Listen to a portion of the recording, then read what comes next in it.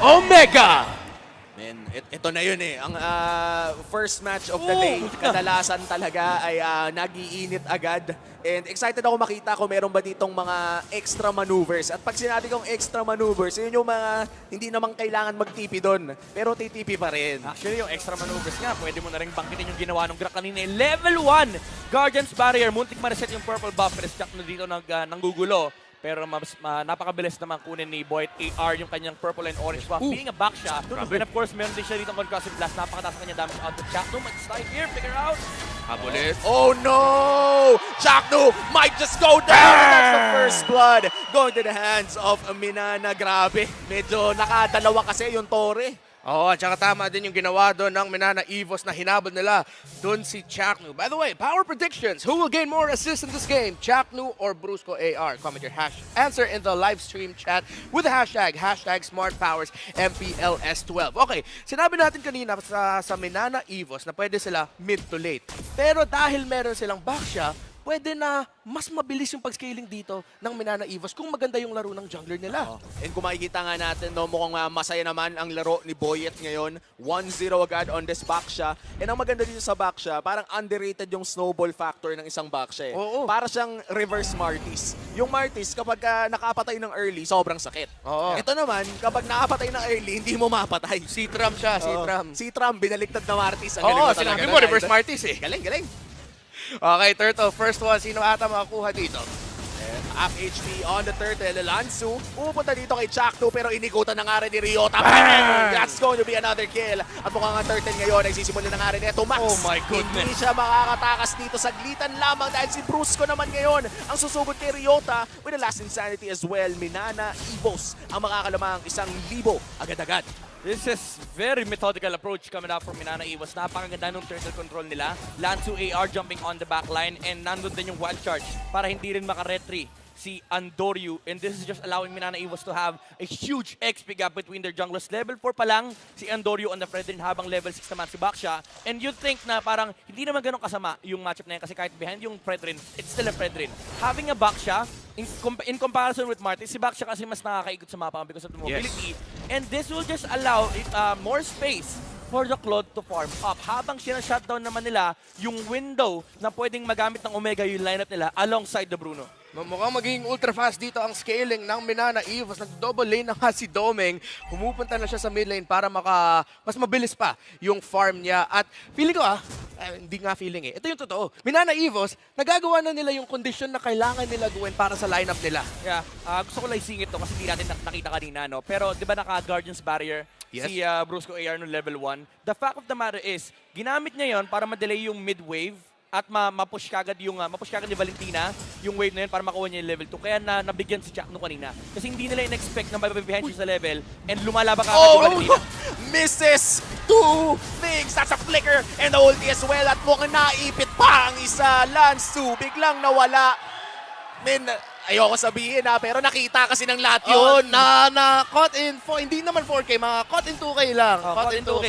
Tsaka first time in this game na hindi ganun kaganda yung latag ng Guardian's Barrier na pasama pa yun for Lansu AR. This does mean na may retaliation ng konti for Omega. Randoryu. Chaknu naghahanap ng set pero mukhang ayaw nilang saktan si Boyet. Brusco naman ata ang mapopoke lamang ng bahagya. Turtle, sisimulan na rin ng Omega. Wala pa atang laban dito, bossing. Natin. Kontrolado kanina Minana Evos pero mukhang nawawala. Naku, ayan na nga, bumawi na ata si Lansu. Pero Andoryu ngayon, tumatangke ng bawas, nangangalahati na nga rin ng buhay. Ang ganda ng real world manipulation ni Eto Max. Lansu tumudugo, pero mukhang masesecure niya ang Turtle para sa Minana Evos. Grabe si Lansu pa nga ang nakakuha ng Turtle. Minana Evos gets the second objective.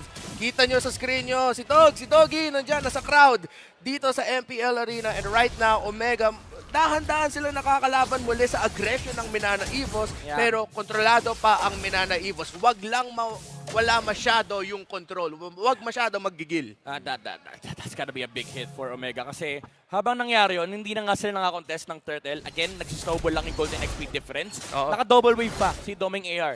And yung window, again, mas mabilis sa grabe yung timing nung muntik na. Guardian's Barrier muntik na. And ang ginagawa kasi ng Minana Evos dito, kinukuha lang nila yung atensyon nung Eve, pati na rin ng Kufra. At napakasakit na nga ni Andoryu dito. Brusco, makaka-survive naman ng, honestly, magre-regen naman yan. Eh. Bakit ba natin tinitignan? Still a very close game. 2,000 pa lang ang lamang dito ng Minana Evo. So, dito naman sa Minana Evos, kita natin na maganda naman yung farm ni Domeng and mukhang pag meron silang isang ganap, meron silang sequence na gusto gawin, in sync naman yung mga galaw nila. Pero Wow! Jack Mamba with a surprise! Pero hindi ata makakaisa ang Omega doon dahil may flicker pa naman si Goyong. classic Jack, no? Pero dito pa rin yung real world manipulation. That was blind, by the way. Oh, teka lang, si Lansu.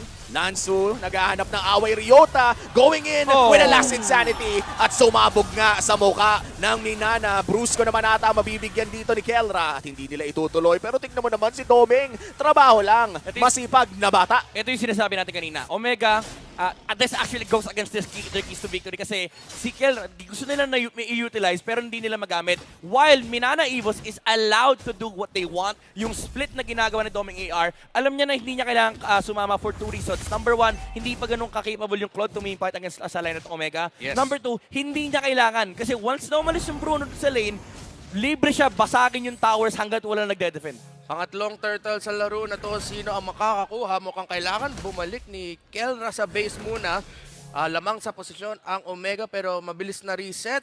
Nagbabasa lang sila ng isa't isa sa positioning para sa turtle na to. At ito yung nakita natin pag sa laro, ang daming action sa gitna ng mapa. Masaya yung gold laners kasi madalas nagpupush lang sila.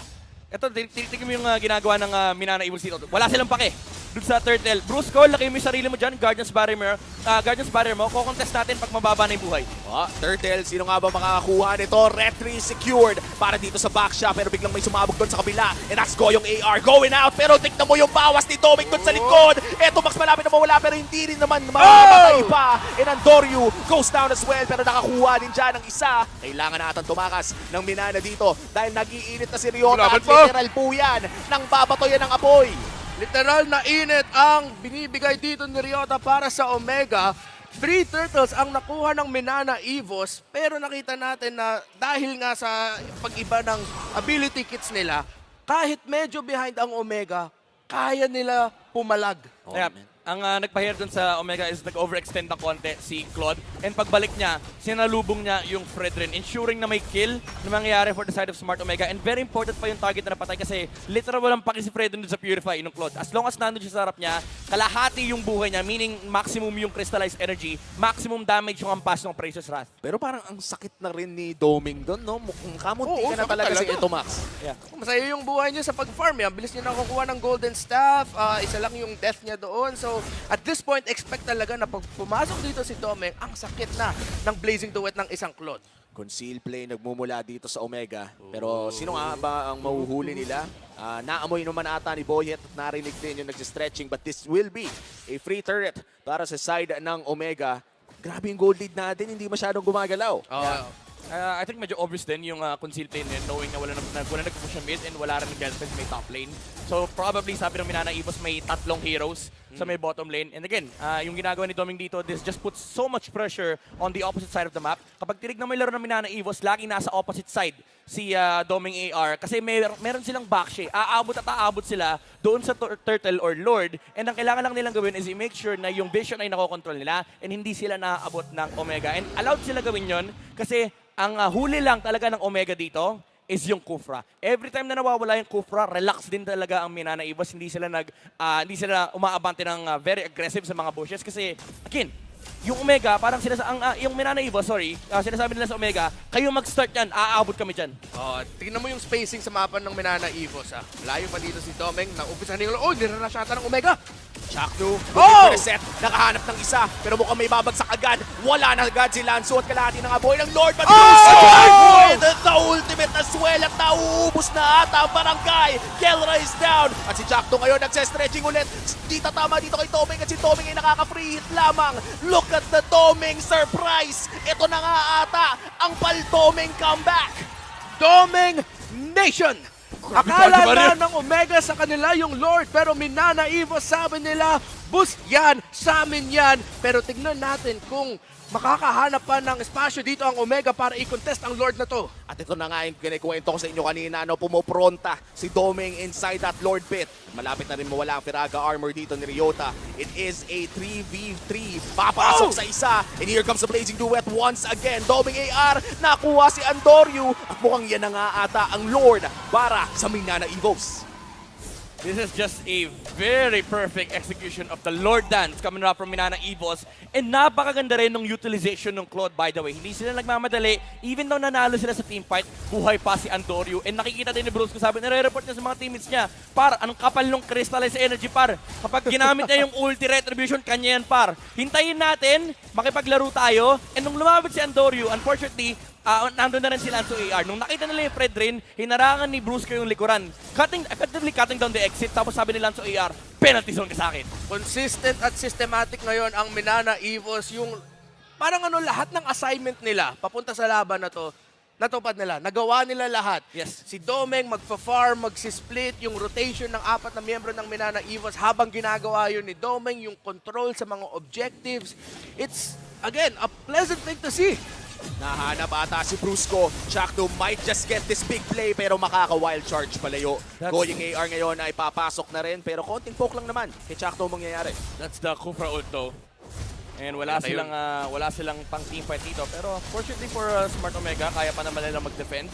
Pero again, habang tumatagal yung oras, yung Omega timers actually nasa kabila kasi they have a Claude. Even though, sabihin natin, may damage output naman yung Smart Omega. Nandiyan pa rin yung Bruno. And masakit din yung Eve sa late game, especially with an X-Borg being the front line here for the Barangay. Ang dilemma lang din talaga nila dito is yung binabanggit natin kanina sa Keys to Victory. When it comes to split push, lugi sila sa late game. Okay, looking at the Infinix instant replay, masok na si Chakno but the counter engage kagad na nilalabas ng Minana Evos and of course the late entry. Ang haba ng listahan ng Omega sa mga dapat nilang iwasan.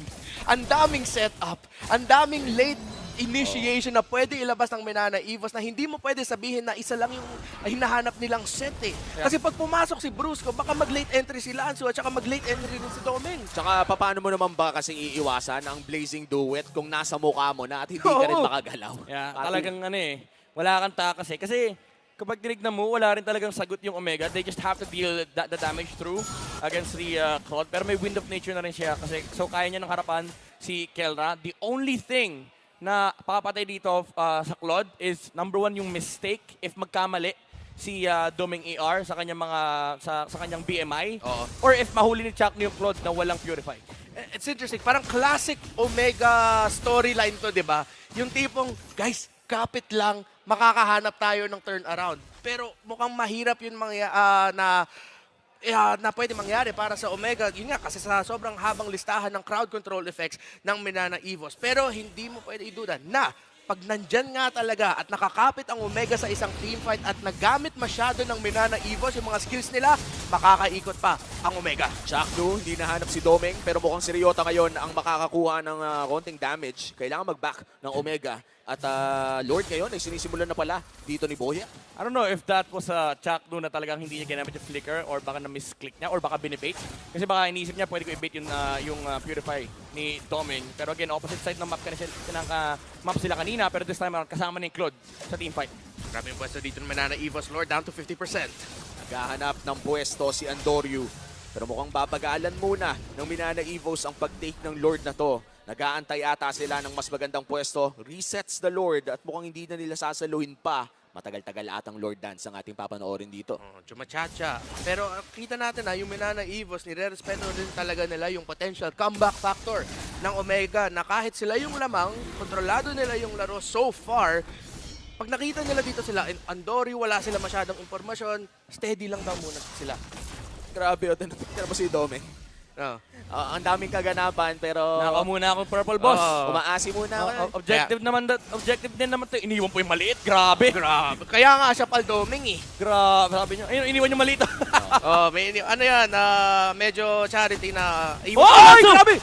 Kelra might be in trouble pero hindi pa naman siya namamatay. And that's Doming AR. Gone already. Malaki to para sa barangay pero si Boyet ngayon ay sumusubod na rin. Here comes the last insanity. Pinasabog na nga ni Ryota ang marami. At ayan na nga, 3 na ang nawala sa Minana at mamanahin nata nila ang kamatayan mula sa barangay dahil si Boyet AR na lang ang pinagtitripan ng dalawa.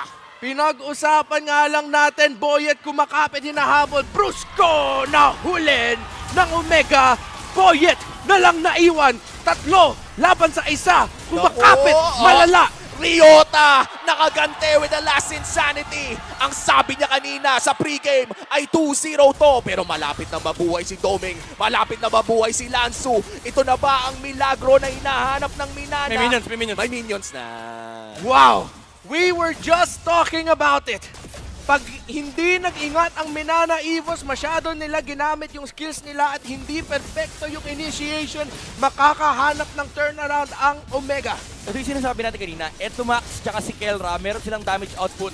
I feel like binate ni Doming AR yung hits coming out from Kelra. Hindi niya kagad pin-up yung Wind of Nature, but he suffered the loss. Kasi nung mababa na yung HP niya, hindi naman na si Kelra yung finishing blow. Si Etomax na. And wow, grabe yung pinakita ng Omega doon. At parang ganun lang, yung 4K gold lead tumalon. Pabalik sa kanila, 2,000 na. Looking at the items, Wind of Nature for both marksmen. Rose Gold Meteor, of course, pinuod dyan ni Kelra para hindi siya makakuha ng damage masyado. Galing kay Goyong na kailangan na rin respetuhin. Damage output ng isang Valentina. Hinintay na lang yung isa pang magandang damage item para sa kanya. Sobrang ganda ng Blade Armor from the export. This just means na hindi pwede na basta-basta i-free hit ni Doming AR para ma-poke down yung Feraga Armor, yung export. So this does give a lot of options for Omega. Big team fight. Chaknu, nag-stretching lamang. Pero ito na ata ang push na inaabangan ng barangay. Tatapusin na kaya nila ito. Brusco, saktuhang pagpwesto lamang. Mabubura ang Lord, Minana Evos with a great defense. Kulang pa sa minion waves. Kailangan pa nila mag-clear ng torre doon sa mga side lanes. Dalawang torre pa nga doon sa taas pero mabilis matutumba yun. So, Doming. Wala namang tao dito for Omega. Again, that was just a either a crucial misplay from the Claude or napakaganda rin ng micro na ginawa ng Omega versus Doming. And this puts them in a very good spot.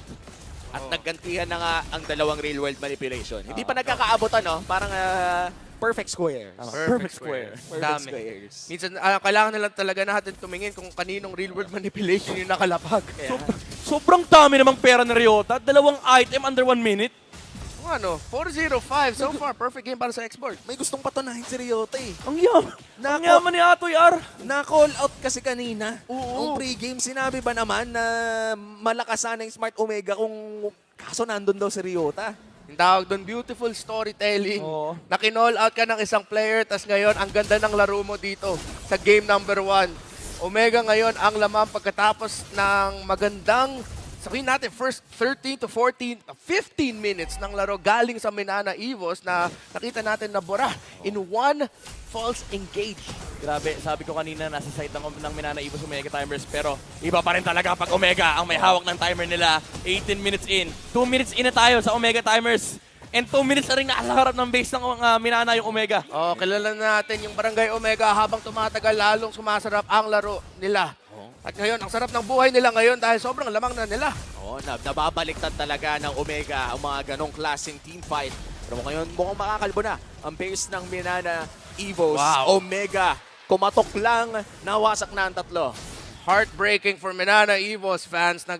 Sobrang na-turn around yung laro. Pero again, kung nakita natin, one wrong engage galing sa Minana Evos, naikot yung laban, pabor para sa Omega. One really good engage galing sa Minana Evos. Kaya rin nila ikot yung laban ulit. Oo. Honestly, they need to play the split push right now. Hindi rin ganun ka-confident na ilagay. No, na-regen pa niya. Grabe. Oh, sip. Kailangan respetuhin si Baldoming. Oh, sip HP. Grabe, ang bilis na wala ang HP dito ni Jack Mamba. Sabi kasi ni Doming, ito walang blade armor. Wala. Pero masaya doon ang Omega na hindi nawala yung immortality niya. Ryota, muntikan rin nawala doon pero makaka-regen siya. Omega lamang dito sa Lord. Nabalik pa ang Firaga Armor, kamuntikan na. Pero concealed play, nagmumula dito kay Chakno. Si Brusco ata ang tanging makikita. Boyet, Dumadriving Oh, lang Chakno, naman Chakno. doon. Pero si Chakno ata, delikado. Goyong, oh! Last Insanity na gamit na rin at may penalty zone doon sa loob. Oh, ng Kelra! Lord. Pero Kelra is down. Wala na ang gold standard para sa barangay at si Andorio ngayon ay napaulti na rin. May stun din na magagaling dito kay Brusco at mukhang kontrolado na ng Minana. Si Doming pa ang nasa loob. That's a Lord secured para sa side ng Minana at tatakas na ang barangay. Ryota might just get his first death of the game pero hindi. Apat ang survivor ng Omega pero Lord ang mapupunta sa Minana. Grabe sila. So ito yung ano eh. Ito yung literal focus sa goal eh. Wala siyang pakialam kung mamatay siya. Napakaganda nung paggamit ng penalty zone into player. Naabot niya si Kelra. He was forced to purify. He was forced to dash away. Kaya nasara ni Go yung AR yung gap. Number 1, meron na siyang double dash. Ginamit pa niya yung last insanity para magkaroon ng mini dash. And naabot niya si Kelra sa may bandang likuran. Effectively removing yung main damage dealer ng Omega. And sabi ng Minana Evos, okay na. Tapos na yung clash. Focus na kami sa Lord. Welcome to MPL Philippines S12 Lansu. Grabe yung pagpasok niya doon gamit ng penalty zone na mukhang Grabe. Nani? Omega, na-speechless ako doon sa pagpasok. Na-penalize eh. Na-penalize talaga eh. Parang balibaliktad tong laro na to eh. May minsan lamang Omega. Yung mga perfect XP laner moments, yung nagawa mo talaga yung trabaho mo na para maikot yung laban. Yun lang naman talaga ang kailangan nating makita. Pero ngayon, Chakdu naghahanap ng Oh, nice step, pero touch! hindi tatama. Nice Oh touch my goodness. mula sa Minana Evos. Pero tutunawin na ata ng Omega ang Lord. That's one inhibitor down. Mission successful para sa Minana Evos. Grabe si Goyong. Yung prop ng Last Insanity, may window kasi na may konting CC immunity. Oo. Yung Last Insanity, hindi siya tinamaan nung knock-up ni Chaknu. Maliit na bagay, pero naka-disengage ang Minana Evos na walang punishment coming up from the barangay. Okay, so umabot na tayo sa punto na yung laban na to ay magdedehado galing sa isang team fight. One wrong move, one perfect move from either of these two teams can determine the result of this game. And so far, si Ryota pa rin ang wala pang deaths dito sa laro na to. 4-0-5. Ito yung pinag-uusapan natin no, na pag umabot na ng late game, isang team fight na lang ang magde-decide. Isang Lord na lamang. At kung titignan natin ang item builds at ng FWD Insurance ay talagang lock item na halos lahat.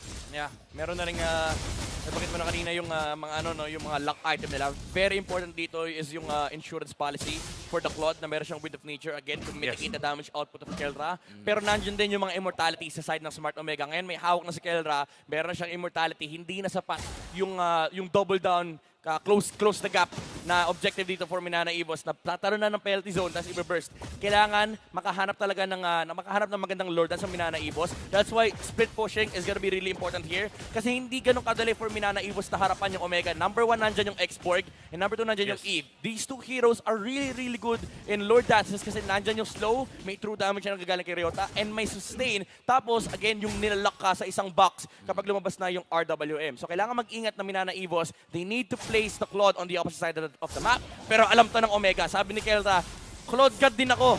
Kung ako yung Claude dito, ganyan yung gagawin ko. So, guys, dito tayo.